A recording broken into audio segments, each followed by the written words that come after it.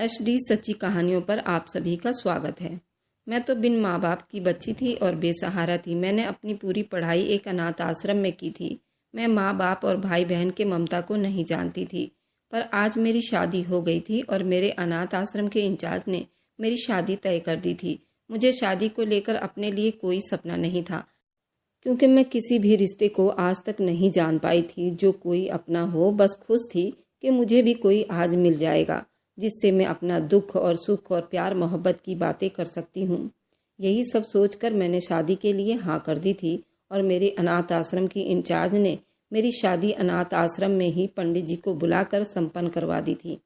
मैं अपने ससुराल पहुँच गई थी। मैं बेड के एक कोने में सिमट कर बैठी हुई थी। खुद पर सिर्फ एक चादर उड़ रखा था। मुझ पर इस तरह डर सवार था, मुझे लगता था कि मैं डर के मारे मर ही ना जाऊं। शायद जो कुछ मेरे साथ हुआ था वह आज तक किसी भी लड़की के साथ नहीं हुआ होगा। मैं तो इस बात को जानती भी नहीं थी मेरे पति के नाम पर मुझे एक घटिया इंसान मिलेगा।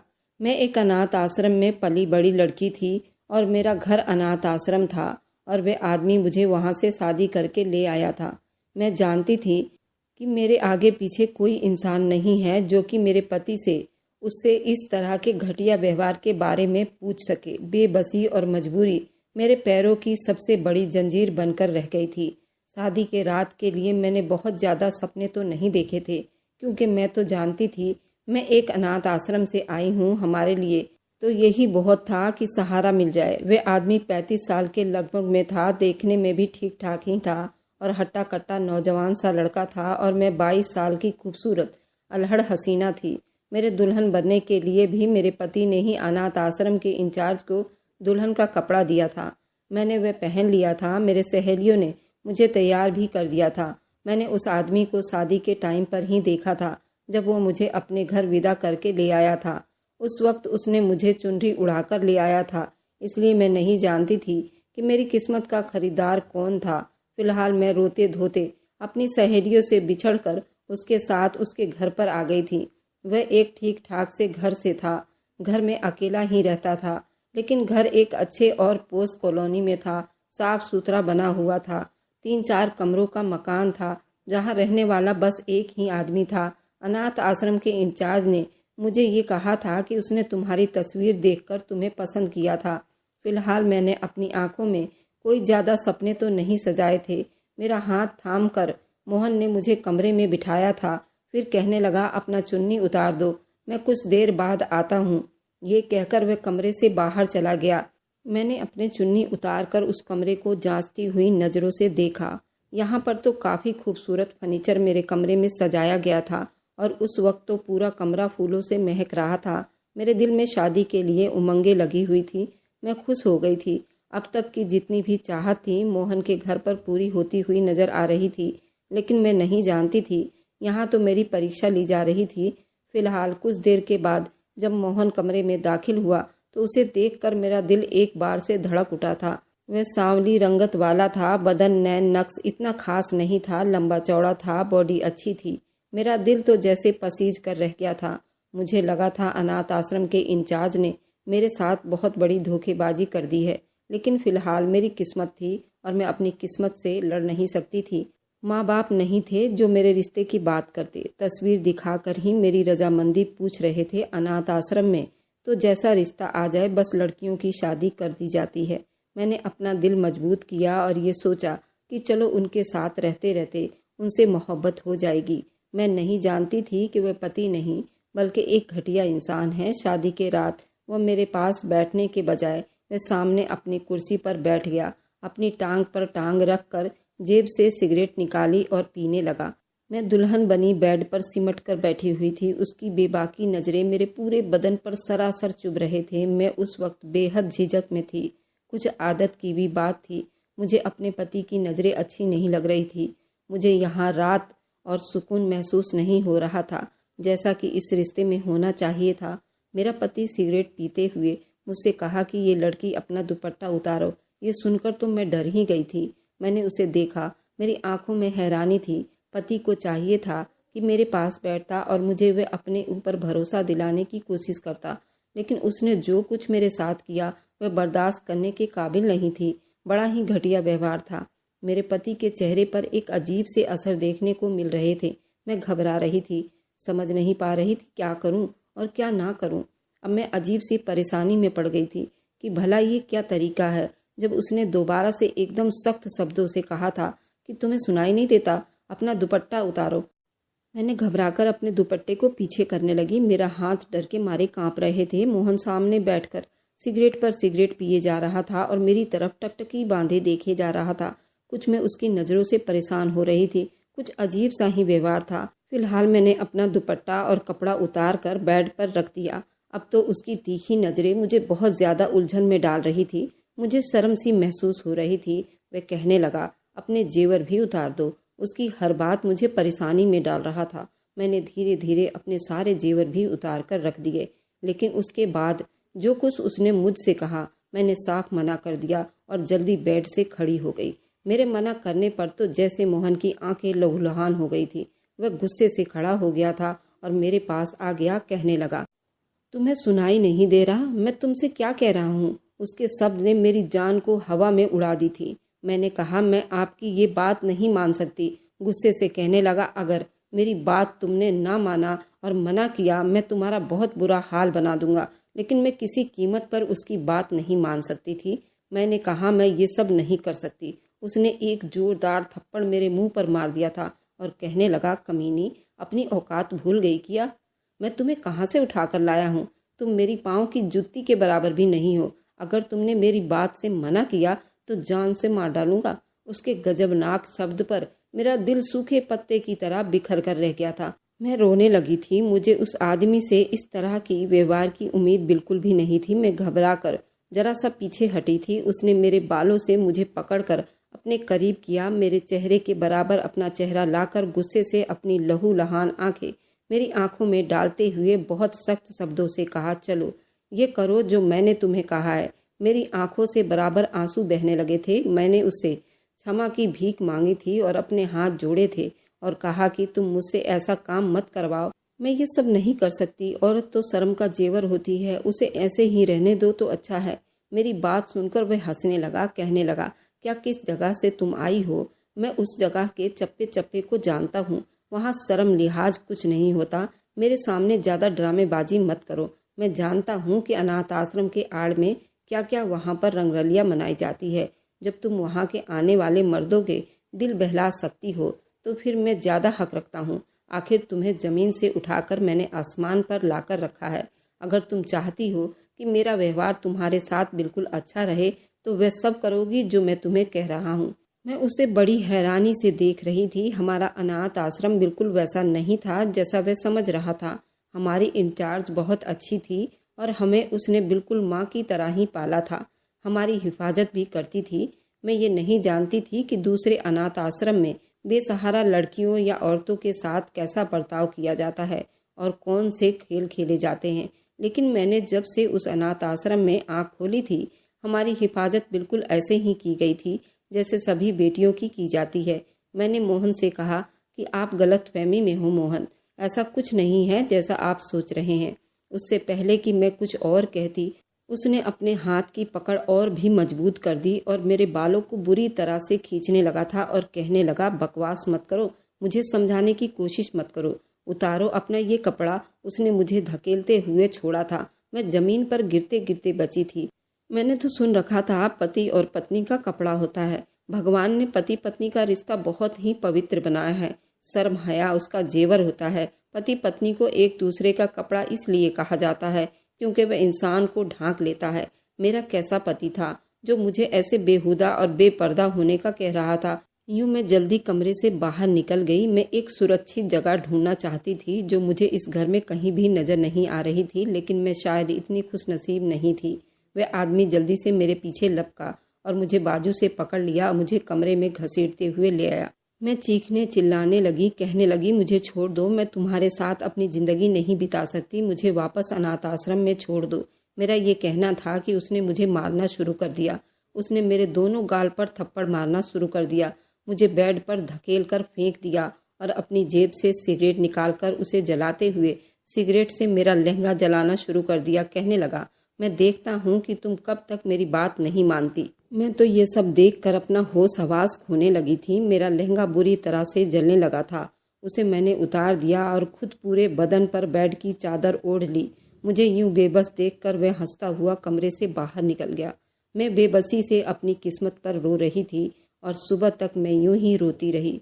फिर सुबह कमरे में आया तो उसके हाथ में एक पन्नी था और उस पन्नी को उसने मेरे मुंह पर दे मारा और कहने लगा, इसमें कुछ कपड़े हैं, उसे पहनकर बाहर आओ और मुझे नाश्ता बना कर दो। उसका शब्द ऐसा बिल्कुल घटिया और कमीनेपन से भरा हुआ था। मैंने उसका लाया हुआ वह कपड़ा पहना और रोते हुए कमरे से बाहर आ गई। सामने ही छोटा सा किचन था। जब मैं किचन में आई तो पूरा किचन गंदा पड़ा हुआ था। सिंक में गंदे बर्तन भी पड़े हुए थे। चूल्हे पर चाय वाली केतली रखी हुई थी जो बुरी तरह से जल जल कर राख हो चुकी थी। मैंने पूरा किचन साफ किया और नाश्ता बनाने लगी। फ्रिज में हर चीज़ मौजूद थी, लेकिन पूरा फ्रिज गंदा पड़ा हुआ था। मैंने नाश्ता बनाकर सामने टेबल पर रखा, लेकिन खुद उसके साथ बैठकर नाश्ता नहीं किया। किचन में ही खड़े खड़े मैंने नाश्ता किया और फिर सफाई करने लगी। उस बीच मैंने ये भी देख चुकी थी कि ड्रॉर में कौन कौन सा सामान पड़ा हुआ है। वह आदमी नाश्ता करके किचन में आ गया। उसे अपने पास देखकर मुझे बहुत डर का एहसास हुआ था। वह मेरे पास आकर कहने लगा कि जो हरकत तुमने रात को की है ना, अगर तुमने आज भी वही दोहराई तो पूरा कमरा जलाकर राख कर दूंगा। मैं तुम्हें भी जला दूंगा। ये सुनकर तो मैं अगला सांस लेना ही भूल गई थी। ये कहकर वह कमरे से बाहर निकल गया। जब मैंने खाना बनाकर किचन से बाहर आई तो वह घर में नहीं था। मैंने एक सुकून का सांस लिया था, लेकिन रात के बारे में सोचकर मेरा दिल डर से घबराने लगा था। मैं अब तक समझ नहीं पा रही थी कि ये आदमी ऐसा क्यों कर रहा था। अगर उसे जुल्म और अपने सितम का निशाना बनाना ही था तो एक बेसहारा लड़की को क्यों। मैं तो बेचारी बचपन से ही दुख सहती आई थी। मैं तो किसी भी रिश्ते को नहीं जानती थी। माँ बाप भाई बहन ये सब कैसे होते हैं और उनके साथ जिंदगी कैसे बीतती है, मुझे तो मालूम ही नहीं था। फिलहाल मैंने सोचा कि मुझे घर से भाग जाना चाहिए। न जाने ये आदमी रात को मेरे साथ क्या हैवानियत करेगा। इसलिए मैं अपने कमरे में गई। छोटे से बैग में अपने कुछ कपड़े डाले जो सुबह ही वो लेकर आया था और बाहर जाने लगी। जैसे ही मैं मेन गेट खोलना चाहती थी, मेरा होश उड़ गया, क्योंकि गेट के बाहर ताला लगा हुआ था और पूरा बंद था। घर में कुछ भी ऐसा नहीं था मैं जिससे बाहर जा सकती थी। दीवारों के ऊपर भी उसने बड़े बड़े कांच के गिलास लगा रखे थे, जिस पर चढ़ना मुझ जैसी लड़की के बस में बिल्कुल भी नहीं था। मैंने सारे कमरों की खिड़कियां खोल खोल कर देखी, लेकिन सब लोहे का जंगला लगा हुआ था। मुझे लगा जैसे मैं एक कैदी हूँ। मुझे अपनी किस्मत पर बहुत रोना आ रहा था। रोते हुए मैंने रात का खाना बना लिया था और जब वह आदमी घर के अंदर दाखिल हुआ, मैं डर के मारे अपने कमरे में जाकर दरवाज़ा लॉक करके बैठ गई। मैं उसके आने से पहले ही खाना खा चुकी थी। मैं उसका सामना नहीं करना चाहती थी। मुझे उससे डर महसूस हो रहा था, लेकिन 10 मिनट ही मुझे हुए थे जब मेरे कमरे का दरवाज़ा उसने ज़ोर से खटकाया कि मेरा दिल ज़ोर ज़ोर से धड़क रहा था और बड़े गुस्से वाले शब्दों से उसने कहा कि दरवाज़ा खोलो वरना दरवाज़ा तोड़ दूंगा और तुम्हारा वो हश्र करूंगा, याद करोगी किसके साथ तुम कमरे में बैठी हो, कौन है कमरे में तुम्हारे साथ। ये सब सुनकर तो मेरे होश ही उड़ गए थे। जिस तरह की हरकतें उसने रात को की थी, मैं इस डर की वजह से मैंने जल्दी से दरवाज़ा खोल दिया था। उसने मुझे बड़ी हैरानी से पीछे धक्का दिया था और कमरे की तलाशी लेने लगा। कभी बेड के नीचे, कभी पर्दों के पीछे, यहाँ तक कि अलमारी खोल कर भी देखने लगा। मैंने कहा, आप कैसी हरकतें कर रहे हैं, यहाँ कोई नहीं है। वह कहने लगा, फिर दरवाज़ा क्यों बंद करके लॉक करके अंदर बैठी थी? तुम मुझसे झूठ बोल रही हो। ये कहते हुए वो वॉशरूम में चला गया।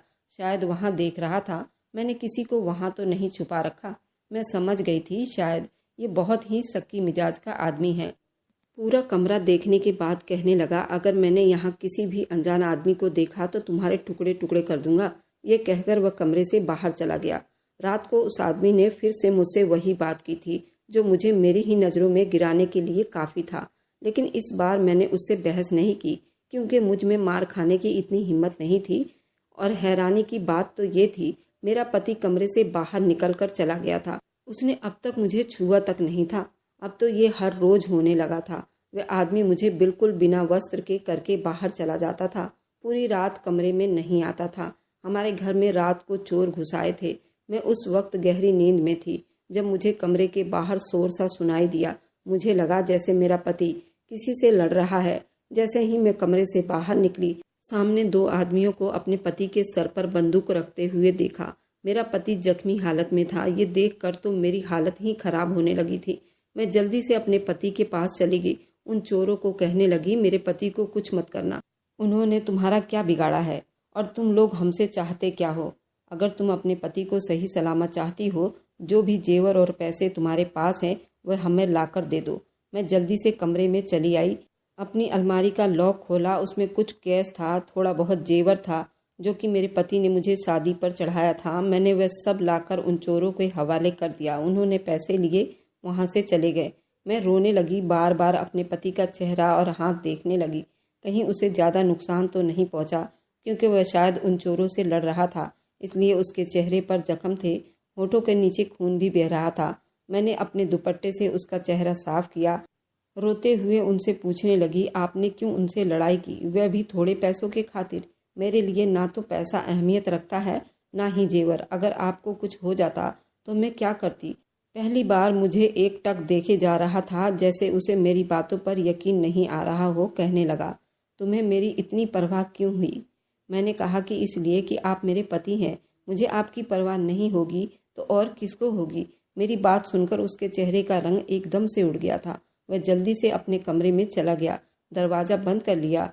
लेकिन उस रात में बहुत बेचैन रही। बार बार मेरा दिल यही सोच रहा था और डर रहा था कि अगर पति के पास उस वक्त ना पहुंचती तो वह चोर मेरे पति के साथ न जाने क्या कर बैठते।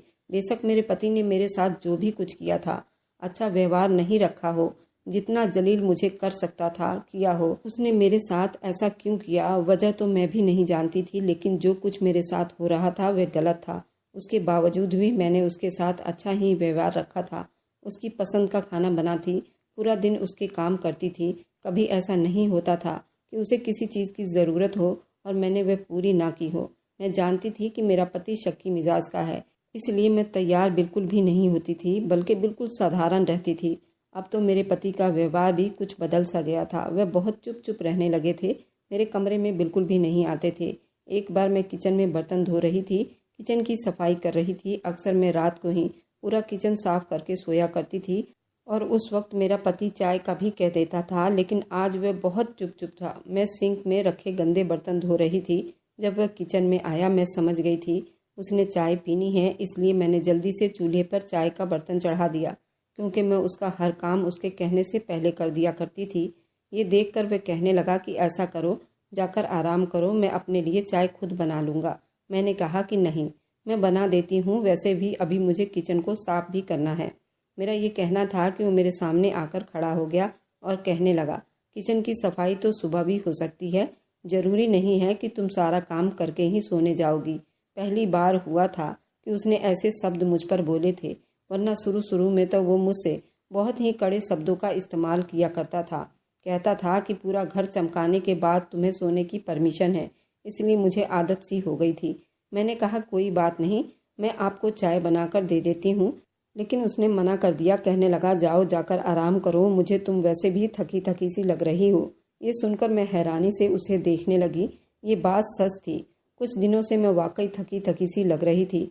घर के काम बराबर करने से मेरे चेहरे पर अब थकान के असर दिखने लगे थे, जिसकी वजह से मैं थोड़ी सी बीमार सी रहने लगी थी। और दूसरी बात यह है कि मुझे अपने पति की संगत की ख्वाहिश भी होने लगी थी। वह जैसे भी था, मुझे ज़िंदगी तो उसी के साथ बितानी थी। मैं अपने कमरे में आ गई। कुछ देर ऐसे ही लेटी रही। फिर ख्याल आया, क्यों ना अपने पति से बात करती हूँ, आखिर वह मुझे किस बात की सज़ा दे रहा है, मेरे पास क्यों नहीं आता। ये सोचकर मैं उठकर बैठ गई थी। सोचा कि बात कर लेने में कोई हर्ज तो नहीं है, वह मेरा पति है और उससे नहीं करूँगी तो फिर किससे कहूँगी। मैं कमरे से बाहर निकली और अपने पति के कमरे में चली गई। लेकिन सामने जो मंजर मैंने देखा था, मेरे तो होश उड़ गए थे। वह मंदिर के आगे हाथ जोड़कर रो रहा था। न जाने उसे किस बात का गम था, वह क्यों रो रहा था, मैं समझ नहीं पाई थी। लेकिन जैसे ही उसने मुझे देखा तो जल्दी से अपनी आंखों को आंसू से साफ किया और आरती पूरी करने लगा। फिर कहने लगा, तुम यहाँ क्यों आई हो? मैंने कहा कि आप क्यों रो रहे थे? कहने लगा कि मेरी और भगवान के बीच की बात है। मुझे हैरानी हुई थी। वह पूजा पाठ भी करता था और भगवान पर विश्वास भी करता था, और जो कुछ उसने मेरे साथ किया था वह तो बिल्कुल भी अच्छा व्यवहार नहीं था। मैं तो समझी थी कि कि उसका भगवान से कोई भी वास्ता नहीं होगा, वरना वह इतना बेरहम इंसान नहीं होता। मुझे वहीं खड़ा देखकर कहने लगा, तुम जाओ यहाँ से। लेकिन मैं उसके पास आ गई और उसके साथ खड़ी हो गई और भगवान के मंदिर में हाथ जोड़ा और उनके साथ आरती की थाली पकड़कर मैं भी भगवान के दरबार में आरती करने लगी। मैंने कहा कि आप क्यों मुझसे दूर रहते हैं। मेरी बात सुनकर उसने जल्दी से मुझे खुद से दूर किया था। कहने लगा कि जाओ यहाँ से। मुझे लगा जैसे वो मुझसे कुछ छुपा रहा था। मैंने कहा कि मैं आपकी पत्नी हूँ, आप क्यों मुझसे अपनी हर बात शेयर नहीं करते। पति पत्नी तो एक दूसरे के साथ हर सुख दुख में होते हैं। भगवान ने दुनिया में सबसे पहला रिश्ता पति पत्नी का ही बनाया है, ताकि औरत और मर्द को एक दूसरे की कमी महसूस ना हो। वे आपस में बात करें और खुश रहें, जिंदगी खुशी खुशी बीते। मेरी बात सुनकर वह कहने लगा, औरत विश्वास करने के लायक नहीं होती। औरतों के मामले में मैं बहुत बड़े बड़े धोखे खा चुका हूँ, इसलिए मुझे किसी भी औरत जात पर भरोसा नहीं है। वह कहने लगा, मेरी माँ उस वक्त एक अनजान आदमी के साथ भाग गई थी जब मैं 10 साल का था, सिर्फ इसलिए कि मेरा बाप खूबसूरत नहीं था। मुझसे बड़ी बहन थी। वह जब जवान हुई तो मेरा बाप मर गया। मैंने पापा की दुकान संभाल ली थी। बहन घर संभालने लगी।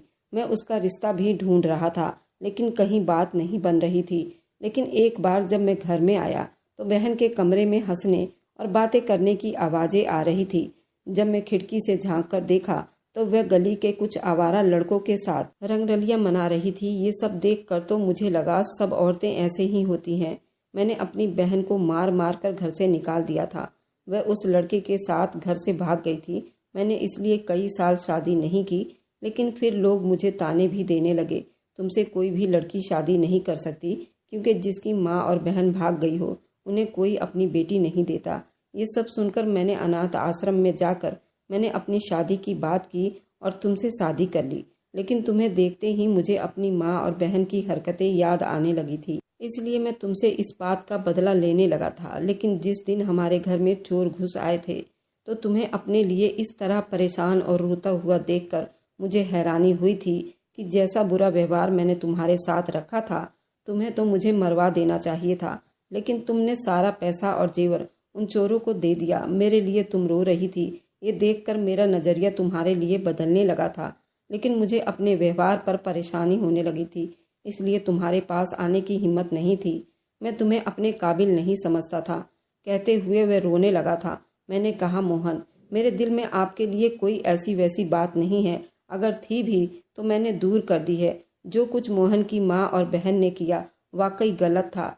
किसी भी मर्द के लिए मानसिक तनाव वाली बात थी और मोहन के दिमाग पर एक काफ़ी गहरा सदमा लग गया था, जिससे कि वह सभी औरतों से नफरत करता था। लेकिन वह दिल का बिल्कुल भी बुरा नहीं था। उसके हालात ने इस कदर तोड़ कर रख दिया था, एक जालिम इंसानों की तरह व्यवहार करता था। अगर आपको आज की कहानी पसंद आई है तो वीडियो को जरूर लाइक कीजिएगा और अपने दोस्तों के साथ शेयर भी कीजिएगा। और हाँ, अगर आपने अभी तक हमारे चैनल को सब्सक्राइब नहीं किया है तो ज़रूर सब्सक्राइब कर लें। मिलते हैं हम अपनी कल की एक नई दिलचस्प कहानी के साथ।